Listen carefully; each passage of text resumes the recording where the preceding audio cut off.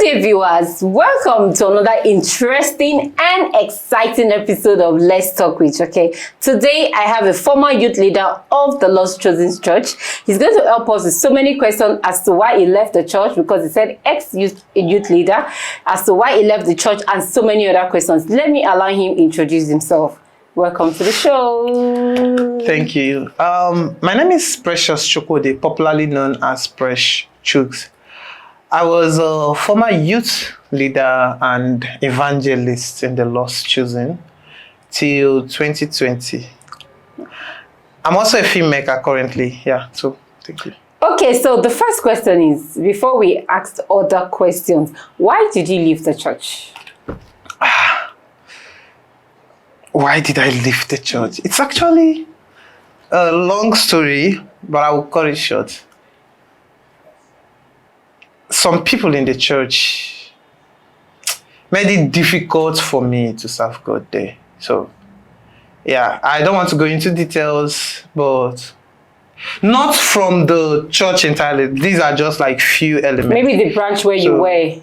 Yeah, something like that. Okay. So the branch and the region, it was about few individuals. Yeah, so the events that happened then it's almost cost me emotional trauma. Or did I say it's actually cost me emotional trauma. Mm-hmm. And after it, I just have to leave. Emotional trauma. You know me, I like apropos. Do you want to share some? No.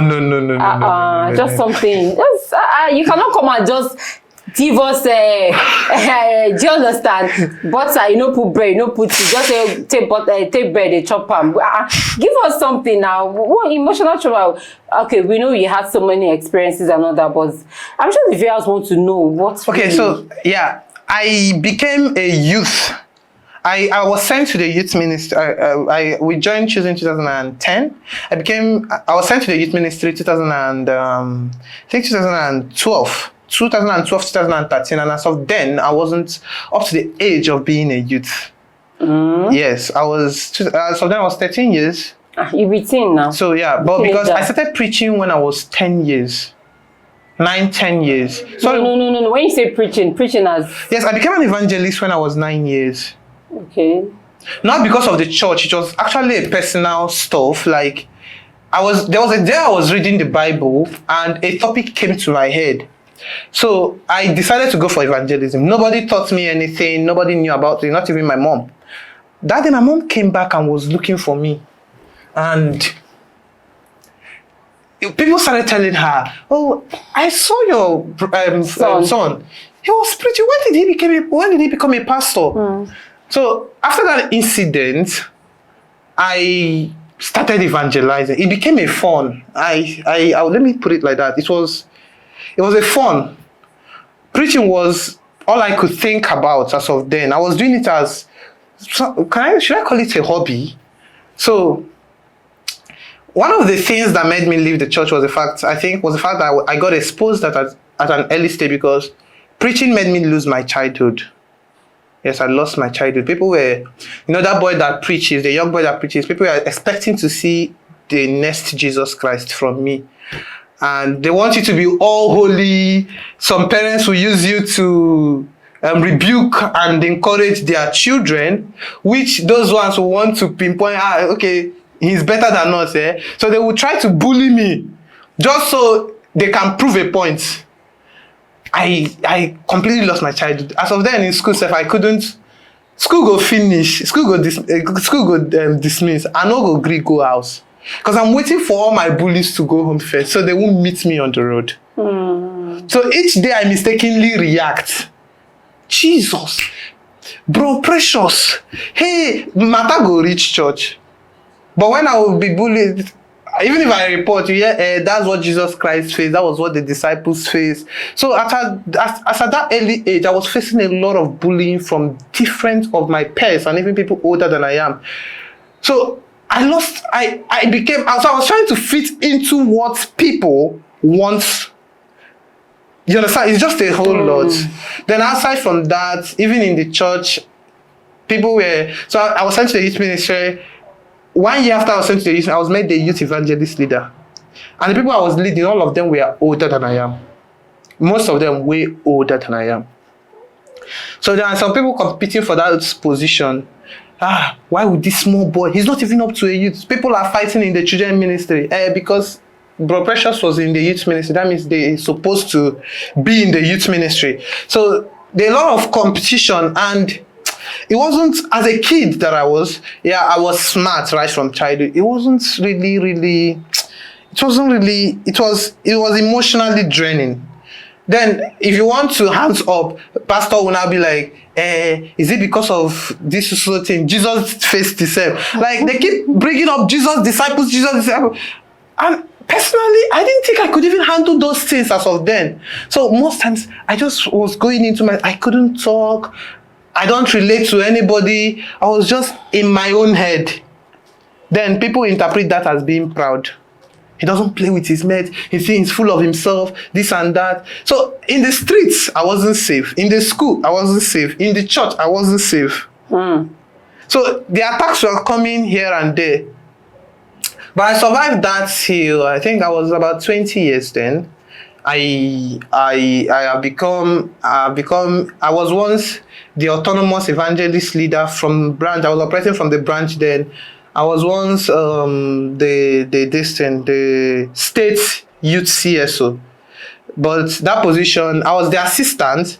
Then at the time the CSO was suspended, I became the youth CSO for like one month. When the CSO came back, I handed over the position back and the rest. So, but up to 2020, something happened.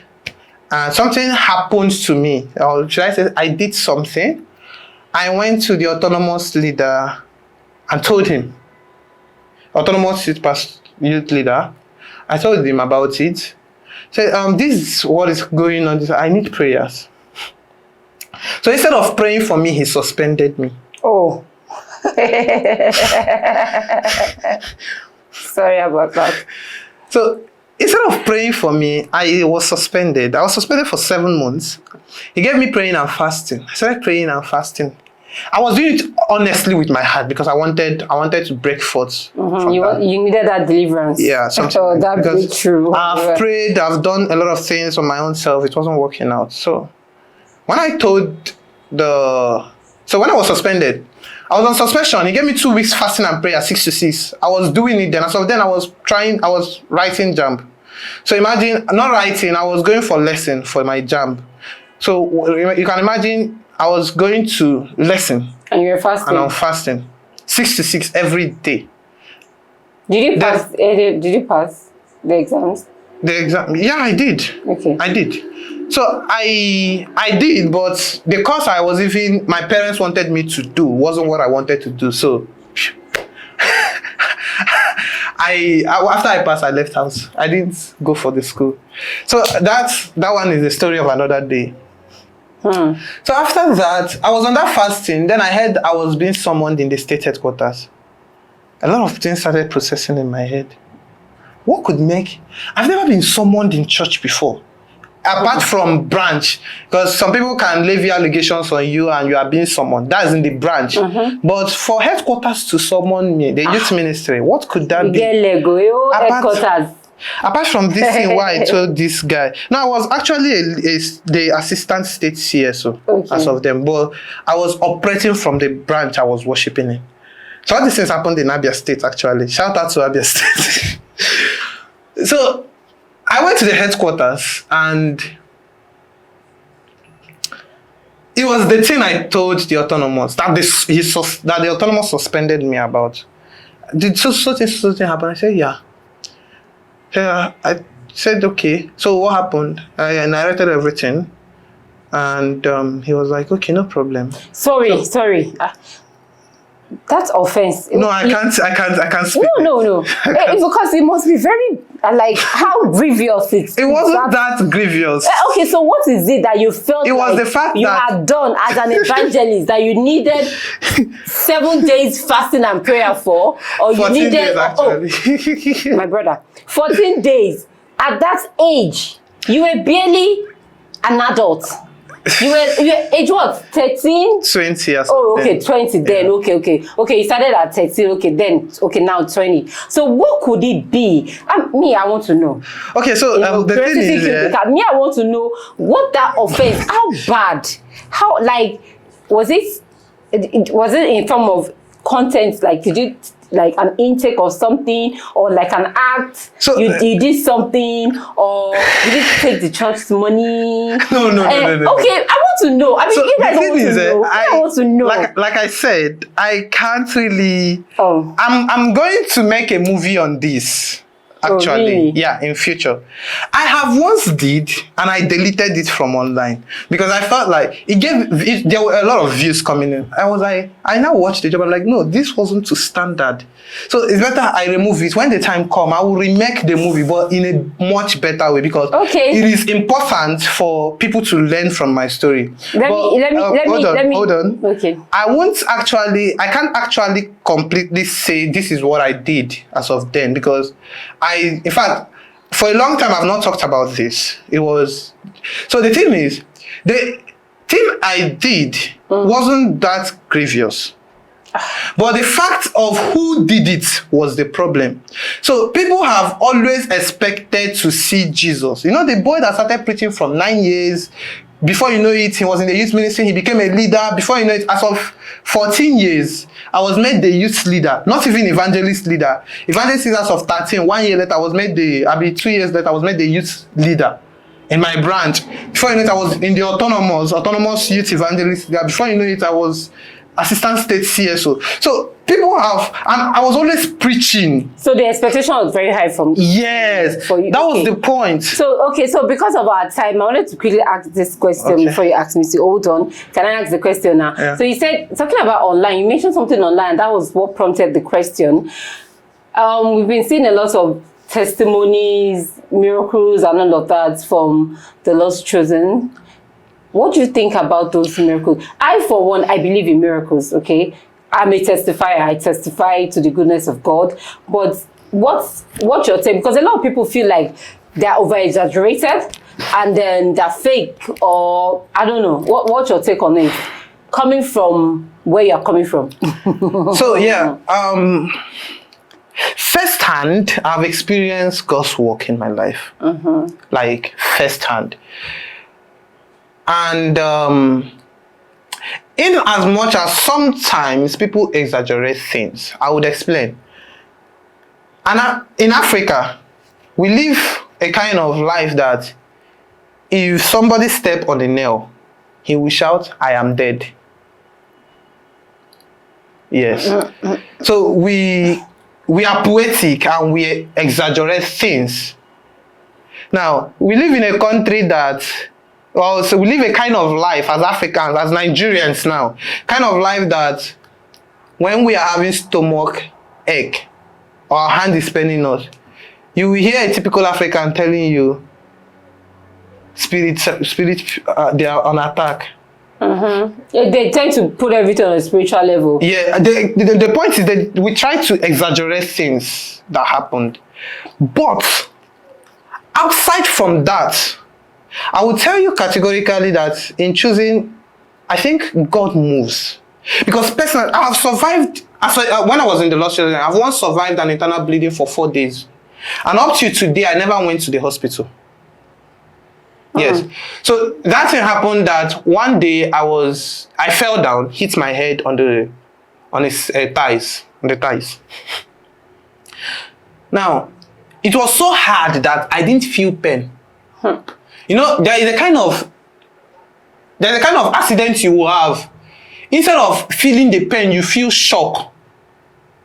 You understand? That was the kind of state I was in. It was a little bit painful after the shock. I started feeling the pains. Now the point is, after then, I started noticing blood was coming out from my nose and my mouth. But it was so mild. It was like if I try to cough, blood will come out. So I told my mom, trust my mom my mom barely goes to the hospital. That woman, it's God that is even saving her till now.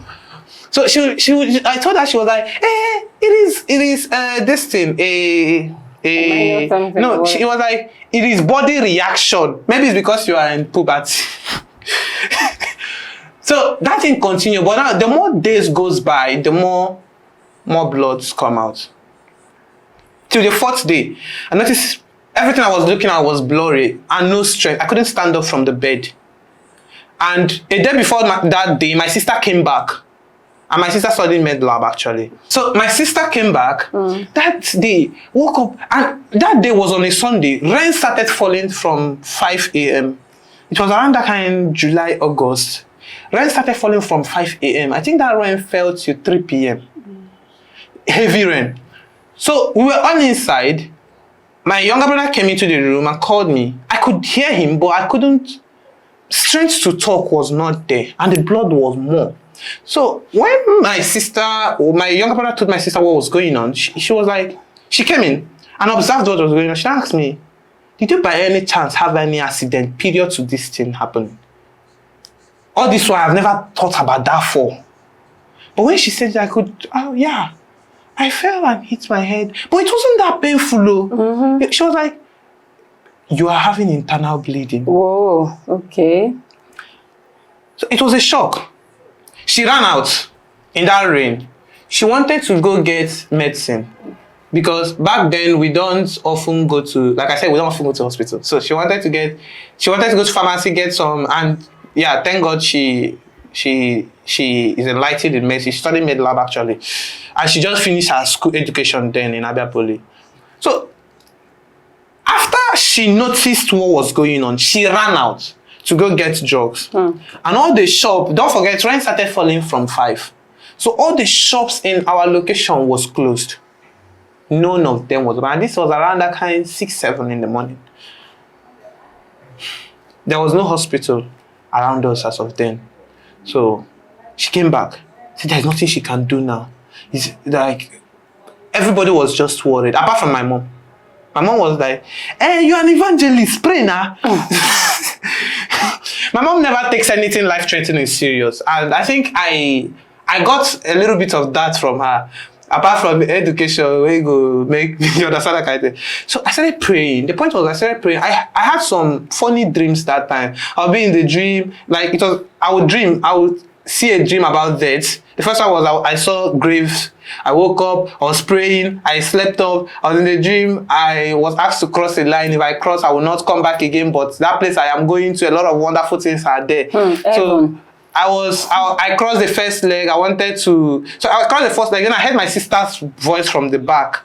And she was like, what you are looking for, I have it too. So I'm like, okay, let me know what she have. Because I didn't tell her I wanted anything, but let me see what she have. If what she have is good enough, there's no need of crossing and never coming back. So let me cross back. I now noticed a force was pulling me front, another force was pulling me back. I had that dream. Okay, let's go on a quick break. We'll be right back.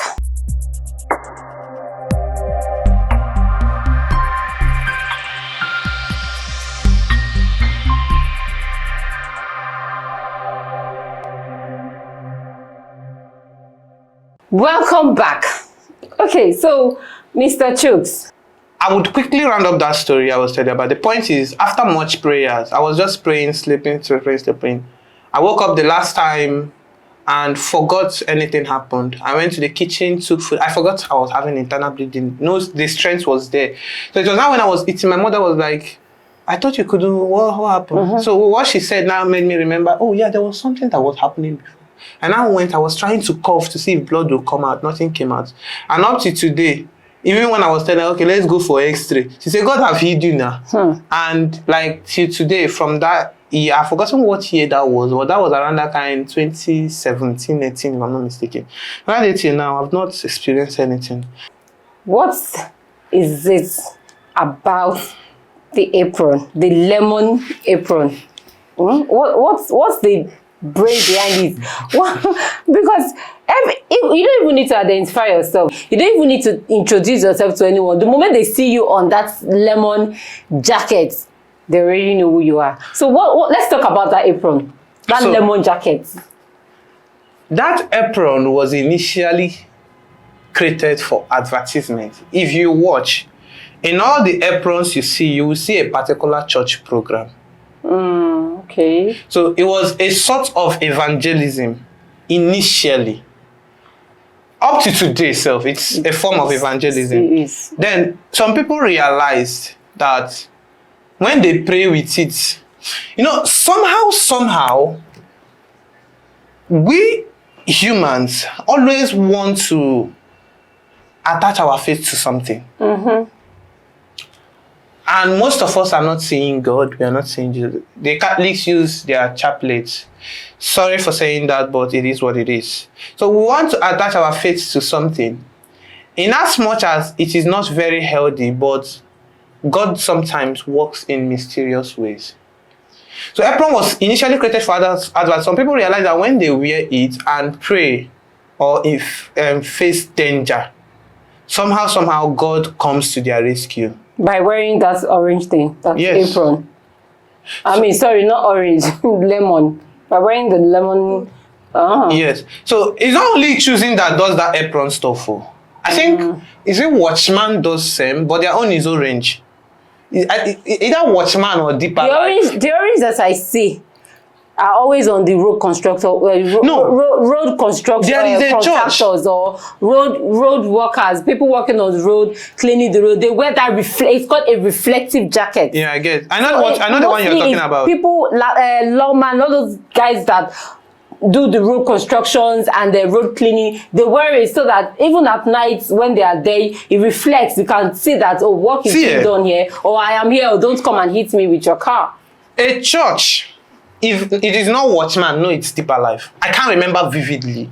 If it's not Watchman, I'm certain about this, does that apron stuff. But the only thing is that it is not as large scale as in any house of a choosing member you will see apron. If it at least you will see up to 3 or 4, unless that person started choosing newly. You understand? So, but that church doesn't do it that much. Like choosing, they only occasionally do it. But their own is orange, it's not even, their own is orange, it's not lemon.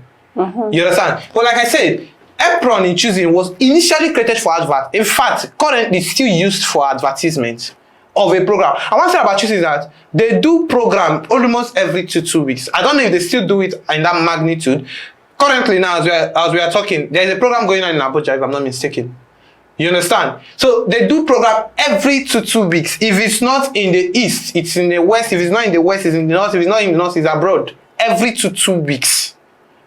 So that means... Sorry to cut you short there. Okay. I have a neighbor, I have a friend who happens to be a neighbor to one of their outlets, one of their church here on the island. And let me tell you for fact, Monday to Monday, she wears apron. Not she. I mean the church is there is always one activity. 2 a.m., 3 a.m., Monday to Monday. There is always one prayer meeting or one activity or the other. Aside from the crusades going on, choosing people have church every day. Every day. No, Monday to Monday. I mean, for midnight. You need to see them at night. Yes. Mondays in Abia State. Mondays is for workers' vigil. Oh. So every workers does vigil in the headquarters. Tuesday is prayer warriors vigil. So every prayer warrior in the branches, every prayer warrior. Okay. Wednesdays is, I think, was it youth vigil? Okay. No, Monday is youth vigil. The workers vigil is on Wednesday. Thursday is, I think, leaders vigil. Friday is general vigil. So the only time you don't see a vigil happening is on Saturday against Sunday. No. You understand? This one is every day because I've gone to that place for a week before. I'm coming. No. It's every day. Monday to Monday. There's always one vigil. I'm telling you. So aside from the vigils, there is Tuesday Bible study. There is Thursday deliverance. I'm saying outside from the vigils, there is Thursday deliverance service. There is Saturday workers meeting by 5. So that I said there is no vigil on Saturday doesn't mean that church is not on Saturday. There's no activity on Saturday. There is an activity. So outside from these whole activities, there is often programs still going on. So it's as if any choosing, especially if the place is a regional headquarter or an autonomous headquarter or a state headquarter, you will see vigil, you will see programs going on every 24/7. They can open around 5 in the morning, and then next one they open. Because after from this, there is still a time they will say, okay, we are doing fasting and prayer. So that fast and prayer, everybody will gather in church by like 5 a.m. Now, this praying and fasting event will not stop any other of the vigils or program that is going on. So that's why the church is always busy. Thank you. Okay, thank you very much. Now, I've been seeing a lot of comments online, and then people have this, you know, they have this belief, let me say that people often comment online that chosen members have a way of idolizing their geos. Do you think they see their geo as a god? Or okay, when you were there, what was it like? Because I don't want to believe that anybody would want to see a fellow man as a god. So yeah, there is even in the secular world, there's what is called role models. So are they idolizing their general overseer? I would say yes, and I would say no. I would say yes in the sense that some people do. And I won't say that's I won't say that's because of the geo. Okay. Because I remember when I was in choosing, we were taught to have faith in God. So as of when I was 8 years, I don't already pray for people that are blind and people that are lame and people that are having issue, believing that God will do something. You understand? Yeah, sometimes it didn't work out. Yeah, and sometimes it did. Yeah, I wouldn't say I've actually hit a blind person before, but God through me, I've stopped some ailments and some like real stuff that people gave testimony about. Like I prayed for 1 or 2 people and they got healed from a sickness. Then they will come back, oh, the prayer you prayed worked without medications. Real. This is not because. So now, some other people who are idolizing the general overseer are people who, those people, if they are not even in choosing, they will still look for somebody to idolize or something to idolize. Okay, so it's just in their nature. There are people that are in their nature to look for something. They will just want to hold on to you. Jesus. I don't know. I've no blow, but even in my DM, there are kind of fantasy people tell you, and you're like, what the fuck? I don't even know this person. So if that person can see a man of God to idolize, the person will carry it in the head. So it's that one, it's in the nature of some people. So it's not about the church, it's about individuals. Okay. Thank you very much. We're running out of time, so I have to cut it short. I believe we'll have to do a part 2 of this topic, and we'll call you back again. And it's a wrap on today's episode of Let's Talk with Joke. I hope you enjoyed the show. Please subscribe, comment, like, and share to keep us running. Don't forget to tell someone about the show. Till I come your way next time, take care of yourselves and take care of others. Bye for now.